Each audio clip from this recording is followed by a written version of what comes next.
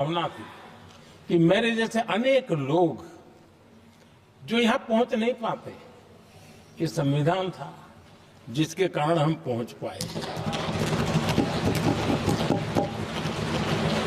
क्योंकि हमारा कोई बैकग्राउंड नहीं था, हम यहां तक कैसे आते? ये संविधान का सामर्थ्य था, जनता जनार्दन के आशीर्वाद थे। इतना बड़ा दायित्व, और मेरे जैसे बहुत लोग यहाँ भी जिनका ऐसा कोई बैकग्राउंड नहीं है, यही एक सामान्य परिवार से आए हैं और आज संविधान ने हमें यहाँ तक पहुंचाया है।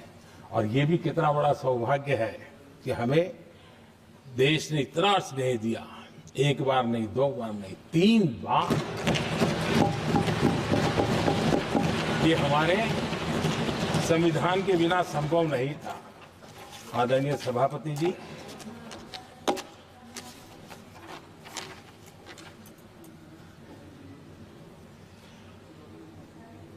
उतार चढ़ाव तो आए, कठिनाइयां भी आई, रुकावटें भी आई, लेकिन मैं फिर एक बार देश की जनता को नमन करता हूं कि देश की जनता पूरी ताकत के साथ संविधान के साथ खड़ी रही।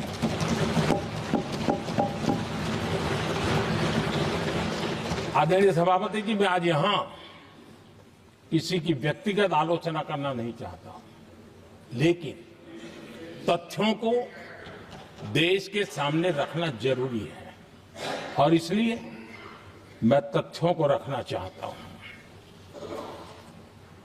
कांग्रेस के एक परिवार ने संविधान को चोट पहुंचाने में कोई कोर कसर नहीं छोड़ी है।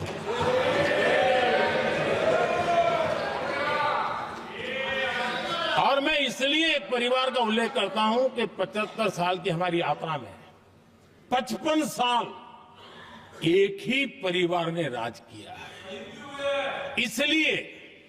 इसलिए देश को क्या क्या हुआ है ये जानने का अधिकार है।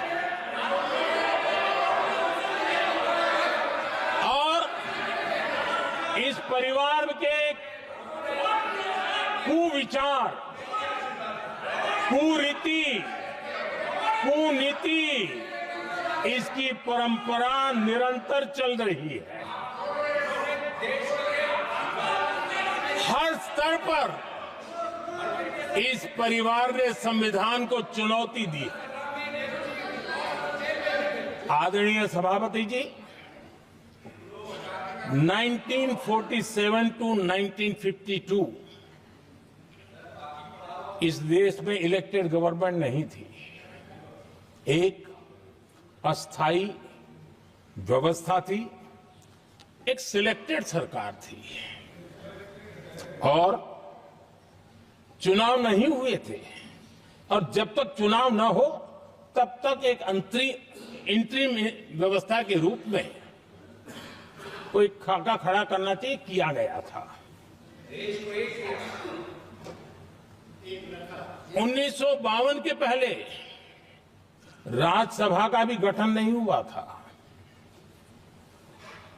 राज्यों में भी कोई चुनाव नहीं थे, जनता का कोई आदेश नहीं था। उसके बावजूद भी, और अभी तो संविधान निर्माताओं ने इतना मंथन करके संविधान बनाया था। 1951 में जबकि चुनी हुई सरकार नहीं थी, उन्होंने ऑर्डिनेंस करके संविधान को बदला और किया क्या? अभिव्यक्ति की आजादी पर हमला कर दिया गया।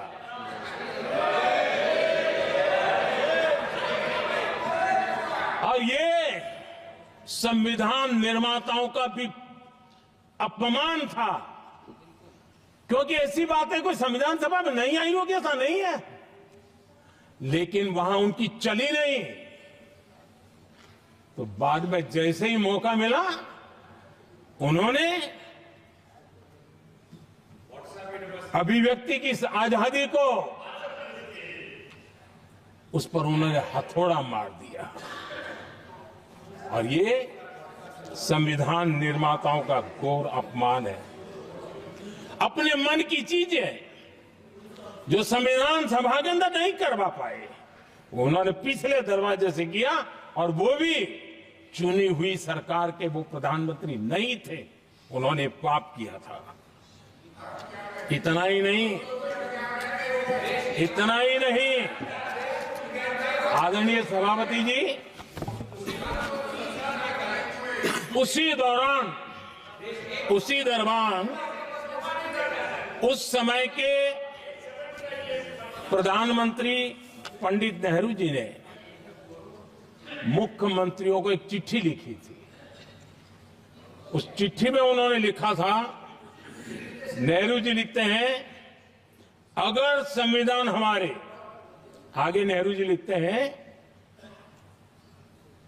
अगर संविधान हमारे रास्ते के बीच में आ जाए, ये नेहरू जी लिख रहे हैं, अगर संविधान हमारे रास्ते के बीच में आ जाए, आगे नेहरू जी कह रहे हैं,